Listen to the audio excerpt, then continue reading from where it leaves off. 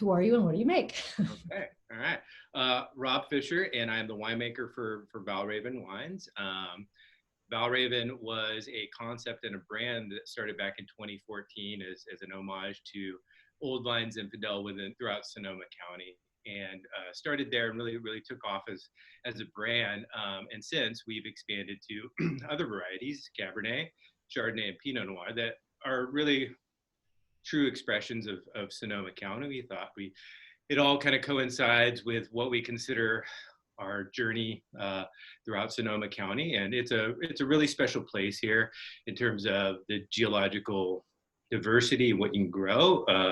Being out west, as you get closer to the coast, you have this opportunity to grow these really exceptional cooler climate varieties like Chardonnay and Pinot Noir. And as you move a little more inland, it's really conducive, a little warmer, a little drier as well too. And that's where the Zinfandel and Cabernet come in. And so I think overall, when I think about Valravn, it's a brand that really is we're hoping that it's a really true expression of these varieties within the county, and it's all still very much hand touched.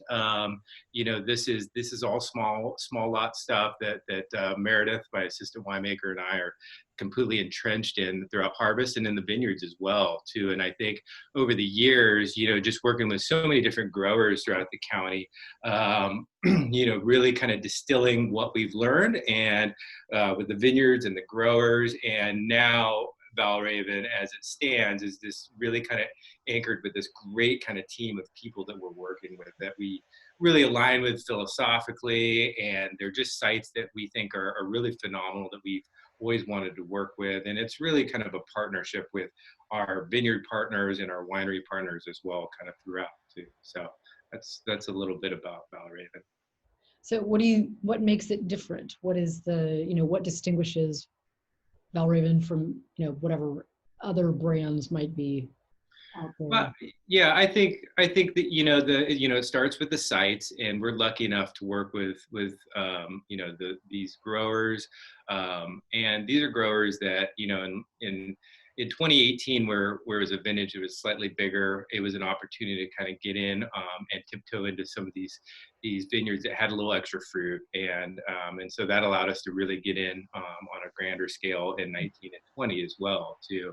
But I think when we're talking about the wines, for instance, like the Pinot Noir, just a really good expression, something that's consumer friendly to a pretty broad band of consumers that really over deliver. I think what we do really well as a team is kind of over deliver at that price point too. And these are all going to sit on the shelves at $20 to $25, maybe $26. You'd be able to say better than I, but I think at that bottle price, these are really exceptional wines, and I think they stand up to wines that retail for a lot higher, and that's what we're really proud of. I think really we take fruit, the fruit expression really seriously. What we try to do as winemakers is just kind of usher this fruit in and be stewards of kind of the site expression as well too, and really try to capture that. This is not a tiny project. This is we have certainly projects that are a lot smaller and a lot more boutique, but this is a brand that we're really proud that gets out to kind of national markets as well, and at this scale to be able to do that. But these are all still small lot stuff. These are all really small parcels, typically 5 to 8 ton fermentation lots as well, and really hand touched. The Chardonnay is all 100% barrel fermented in French oak as well too. Cabernet spends about 18 months in barrel. Still, I think is that really kind of anchored in that really blue fruit with this kind of silky fine textured tannin profile to it. So overall, just really kind of solid value wines that are really kind of great expressions of Sonoma County that are going to reach a really broad base too. Well, we of course, they work for us. They're Yeah, very, no, I'm glad, and you know, it really pays off to kind of really have the brand and the wines really catch some traction. They're starting to really get out there, and you know, they are getting some good write-ups and just being recognized. You know, this was a brand that really was meant for kind of on-premise, Mhm. by the glass, as you know, and you know that market's kind of gone in 2020, but you know, they're also still kind of gaining traction out in the marketplace. So that's been really gratified to kind of see that people are really seeing this and seeing the value in the wines, and kind of that they're just really good everyday kind of drinking wines too. We need Tuesday, Wednesday, Thursday, Friday, right? You know, like not just Right? Exactly. Yeah, we have 4 out Saturday. of the 5 days of the week covered for you. So backtracking just a little bit, because I think I should have asked you this earlier, but Yeah. can you just briefly just tell us what your how did you get here? What's your background? You know, before Valravn, what did you do? Yeah. So I'm a Napa kid, actually, born and raised a true Napkin. In 2017, I jumped county lines, and joined the team, joined Barron and the team with Banshee, and that's gone through a couple iterations as well. But originally, I started my career in Napa in the sparkling wine biz at Domaine Carneros, and really kind of in the visitor center as a 19-year-old, you know, Napa kid, just, you know, I had a buddy working there, and, you know, he said, hey, you know, we're hiring here. Would you be interested? And so I did it. And, you know, that decision kind of really laid this path for me, believe it or not. And even though it was more on the kind of visitor center hospitality side, I've always been kind of analytically minded as a kid and just growing up, I think, and science has always been a big interest to me. And I just took this interest in the whole process of sparkling winemaking. And, you know, as I kind of grew into that interest and followed those steps, the enologist at the time was up buying some wine, and we were in this conversation. I said, you know, if you ever needed help down there, I'd be really interested.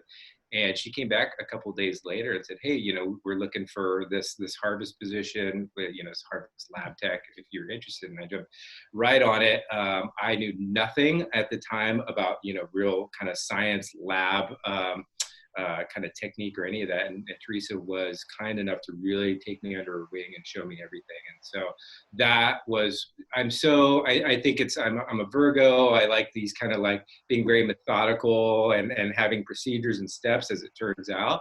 And after that harvest, she was promoted and offered me this full-time job in the lab. And I just grew into it. I loved it. There's a lot of things that really fit for me at that time of my life that provided structure and the sense of accountability and responsibility. And so that was perfect. And then I grew into more kind of the cellar and the vineyards and kind of bridging all of that as a whole, and just kind of watching Eileen Crane at the time, and she's, you know, a wonderful master blender working with all these sparkling wine bases, and that all just kind of fed into my fascination with it all. So I was there for about 5 years, and I started traveling.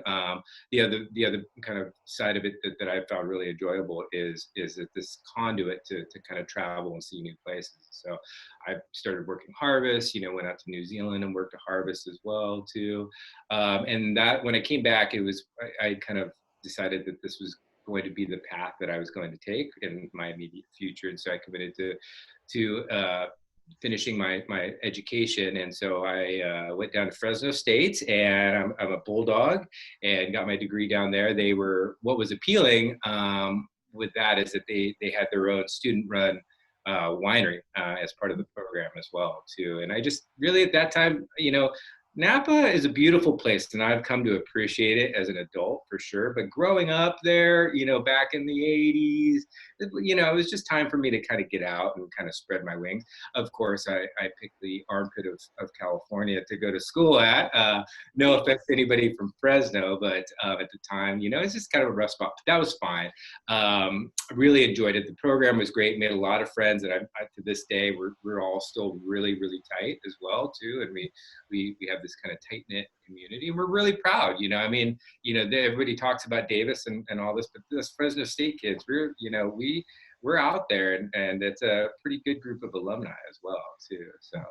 So spent a few years there, came back. That enologist at Domaine Carneros, her husband, Ken Bernard, came in to consult at Domaine Carneros. We kind of started this relationship and kind of this mentor-mentee friendship. And when I was getting ready to graduate, I gave him a call and said, hey, I'm going to be returning back to Napa. And he essentially kind of created this position for me to work with him as assistant winemaker. And he, had several different clients and all over the place. He was consulting down in Chile and so Robles, and was really anchored with his own brand, Ancien, making Pinot Noir and Chardonnay. But also we were working with Ann Kramer and her Shake Ridge Vineyard up in the foothills. We had several kind of Coombsville, Napa Cab projects as well. We were at Boz Skaggs project up on Mount Veeder as well. So it's this kind of dynamic position that allowed me to see this really wide-ranging, winemaking or different kind of skill sets in winemaking and different grape growing as well. So I jumped right on it, and that was great. I worked out of East Napa and Coombsville, really a beautiful little vineyard called the Haynes, historic vineyard called Haynes Vineyard. And did that for about 5 years. And then I took up an assistant winemaking job at Etude in Carneros. And that was really kind of, when I joined the team at Etude, that was a big thing for me. I got, in the early years, I was able to work pretty closely with Tony Soder, and John Priest was the winemaker. And that was where I really kind of honed and fine-tuned all those winemaking skills and really brought it all together. It's a 500-acre estate, Grace Benoit. I was allowed to really kind of just intimately spend time out there, and so that I spent the better part of a decade at Etude, and that was amazing. Again, returned to New Zealand for a Pinot Noir project we had there. We expanded beyond the estate and started making wine a little bit up in Oregon and out in Sonoma Coast, and a lot of different places. And so that was great. And it was a bigger network as well too. It was owned by, at the time when I started, it was owned by Foster's Beer, Australian beer company, and that turned into Treasury Wine Estates eventually. And so understand kind of developing a network within a bigger company as well too, which is really good. And then in the last year and a half, they encouraged me to go up to BV, which was a move after the acquisition of Diageo. And so I went up there. It was all kind of Rutherford focused, obviously, as a brand. Cabernet, did also have some ranches down in Carneros making some great Pinot Noir as well too. So that was another kind of step in the whole pathway. And that leads right up to 2017, when I, through an interview and a mutual friend, got to meet Baron, and we connected and had a few conversations, and drank a bottle of champagne, and just really, really connected, and philosophically, business-wise, and and kind of fundamentally where we were and what we wanted to do, and at the time when we talked about Banshee and all these other different projects, it just really was something I was looking to do. I think overall, when I look at the style of wines that I really love drinking and making, and the style of Pinot Noir and Chardonnay, those types of wines were all being grown more along kind of the coastal on the Sonoma side of things. And so that was one of the bigger impetuses. And when the opportunity came to jump over to Sonoma, I just jumped on it. And, it's gone splendidly ever since. So it's been a really good 3 years with the team here. So, cool. Yeah. So do you have a favorite part in the whole winemaking process? Yeah, well, boy, bottling is kind of this, the analogy I use is kind of like sending your kids off to college, right? Off they go, and, there's, you've imparted what you can, and you've kind of ushered them through their infancy, but, I'd say really, the vineyard side of things, that, kind of the watching the vineyard, the physiological cycle of the vine year in and year out, and this kind of regeneration of things is something that you can just never lose. You can't get over. It's a neat thing. It's every year brings its challenges as and opportunities as well as we see with 2020. So that is certainly, you know, one of those things. I mean, fermentation's cool. Harvest is, you know, energetic and exciting and frantic and all these other things. But I don't know, there's just something about, you know, at bud break, kind of seeing that new growth and just saying, okay, you know, everything that's happened is behind us and everything that's going to happen is right here in front of us. And it's right here, right now. Every vintage is a do-over, right? Right. In ways it is. Yeah. Yeah. So shifting gears a little bit. So it's obviously been a challenging year across the board, and Sonoma in particular, you know, has faced some real shit, as they say. Yes. So Yeah. have, Sugarcoat it.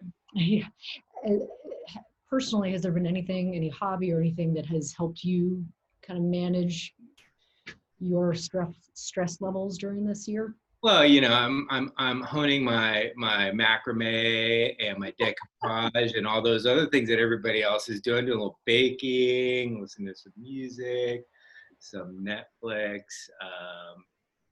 You know, I'd say overall, kind of well, not, you know, I mean, I've always been an outdoor enthusiast. I love, you know, snowboarding, I love fishing, all these other things, but just getting back outside, reconnecting in the times that usually we're at work, you know, or kind of waking up and getting our kids to school or picking them up and just having this time, or even with our kids, just kind of getting out for these hikes has been really great. I mean, even within, you know, the area that I grew up, just finding new spots and these little pockets places. I'd say definitely being able to spend time in my vineyards really intimately this season, because there was nothing else, and we as winemakers and people within the wine industry on the production side, you know, had this agricultural kind of past to be out and looking at things, and so that was really good. I think one of the tougher things about it was really kind of finding this level of intimacy with all of my vineyard blocks, and then kind of seeing this whole season right up until the fires, and then it was like poof, you know, literally. So that a little bit bittersweet, I guess. You know, I mean, you really get to spend a lot of time and get your boots dirty out there, you know, putting in a lot of steps, and realizing that it's all a very, you know, delicate balance, and that Sonoma, you know, this area, California, has the potential, and we've seen it, you know, several times out of the last few years, kind of having these types of fires. So it's a real thing. Yes, it sure is. So final question. Final answer. What's that? Final question, final answer. Final. Exactly. Yes. So if you could only have one drink for the rest of your life, what would it be?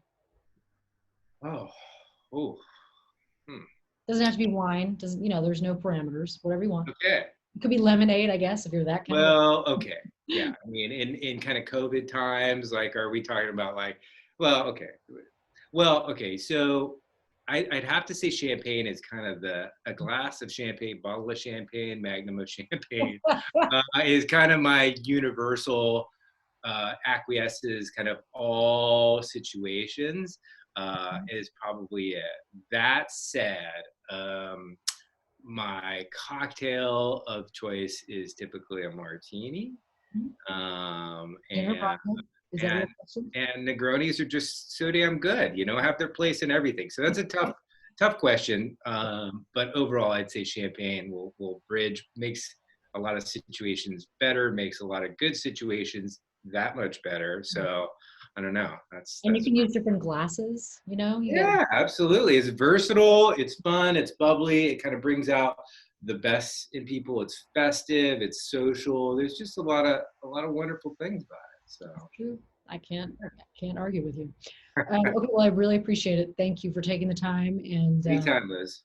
You know, I hope we actually get to sit down some point and like as real people in one room, right? Yeah. It totally happen. So look forward to that day. That'll be a good bottle of champagne. Oh yeah.